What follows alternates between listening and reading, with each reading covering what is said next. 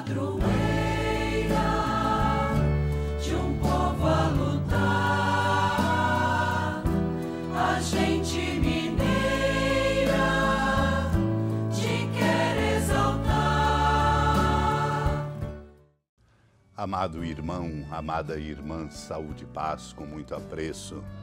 A palavra de Deus que vamos proclamar venha como uma chuva fecundando nosso interior, para que, abertos à palavra santa de Deus, possamos fazer de nosso coração uma fonte de sabedoria para conduzirmos a nossa vida. E a palavra nos dá esta possibilidade, porque ela tem esta propriedade. Por isso aqui estamos contentes e sempre esperançosos ao redor dela, nossa mãe, a amada Mãe Maria, que nos ajuda a compreender que a força da palavra de Deus nos interpela e toca o mais profundo do nosso coração. É a força transformadora própria da palavra. O Senhor Jesus disse a seus discípulos: se me amasseis, ficaríeis alegres, porque eu vou para o Pai, pois o Pai é maior do que eu. Mas os mesmos ouvidos que tantas vezes o ouviram dizer: eu e o Pai somos um, e quem me vê o Pai, entendem aquela expressão não como indicando qualquer diferença na divindade, não a tomam como se referindo à essência, que sabem ser coeterna ao Pai e da mesma natureza que a dele. Assim, a encarnação do Verbo é indicada aos apóstolos como promoção do homem. Eles que estavam perturbados com a anunciada partida do Senhor são despertados para a posse da alegria eterna com o aumento da glória. Por isso Jesus disse: se me amasseis, ficaríeis alegres, porque eu vou para o Pai. Jesus quer dizer: se visseis com pleno conhecimento a glória que obtendes pelo fato de eu, Deus eterno, ter assumido a forma de servo, de certo ficaríeis alegres, porque eu vou para o Pai. Jesus quer dizer: se visseis com pleno conhecimento a glória que obtendes pelo fato de eu, Deus eterno, ter assumido a forma de servo, de certo ficarias alegres, porque eu vou para o Pai, para dizer: esta é a razão. É a vossa ascensão que se torna realidade. Vossa humildade é exaltada em mim acima de todos os céus para ser colocada à direita do Pai. E eu, diz ele, que sou juntamente com o Pai aquilo que o Pai é, permaneço inseparável daquele que me gerou. Por isso, vindo até vós, não me afasto dele, nem vos abandono ao retornar para ele. E para nós vem a esperança: alegrai-vos, porque eu vou para o Pai, pois o Pai é maior do que eu. Uni-me a vós, diz o Senhor, e tornei-me filho do homem, para que vos pudesseis tornar filhos de Deus. Naquele tempo disse Jesus aos seus discípulos: agora parto para aquele que me enviou, e nenhum de vós me pergunta: para onde vais?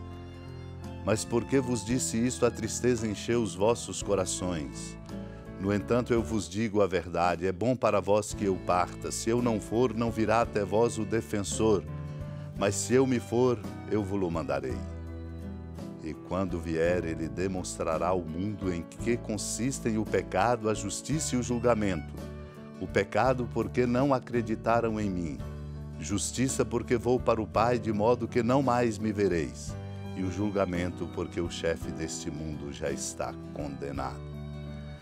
Amado e amada de Deus, o Senhor conversa com seus discípulos com proximidade, com intimidade, para nos mostrar que precisamos cultivar esta proximidade e esta intimidade com Ele, para escutar a sua palavra e compreender que Ele não nos abandona, que Ele está sempre conosco, mesmo na invisibilidade, mesmo quando não tocamos, como é mais fácil para nós sentirmos que dominamos. Por isso ele diz: parto para aquele que me enviou, e nenhum de vós me pergunta: para onde vais? O Senhor quer que perguntemos: para onde vais? Para compreendermos qual é a nossa fonte, onde é que nós temos que colocar o nosso olhar e o nosso coração. Os discípulos, Jesus constata, ficaram tristes, porque se sentiriam, é claro, abandonados. uma grande tristeza tomou conta do coração deles. E é verdade, quando nós não sentimos a presença de Deus, o nosso coração se enche de tristeza e tudo desanda na nossa vida. Por isso o Senhor diz, consolando-os, é bom para vós que eu parta, se eu não for, não virá até vós o defensor, mas se eu for, eu vos mandarei. E quando vier, ele demonstrará ao mundo em que consistem o pecado, a justiça e o julgamento. O defensor virá para nos mostrar que o pecado é não acreditar nele, no Filho do Homem, e não seguir os seus passos, e que a justiça é exatamente esta volta dele para o Pai, para garantir a nós que temos uma fonte, temos uma retaguarda, e o julgamento, porque o chefe deste mundo já está condenado. Deus vencerá sempre. Precisamos, meu irmão, minha irmã, sempre muito de multiplicar os momentos de proximidade e intimidade com Deus, nos fortalecendo. Lembro do comentário sobre o Evangelho de São João, de São Cirilo de Alexandria, quando diz que cada vez que participamos do corpo sagrado de Cristo, unimos-nos a Ele corporalmente, como afirma São Paulo ao falar do mistério do amor misericordioso de Deus.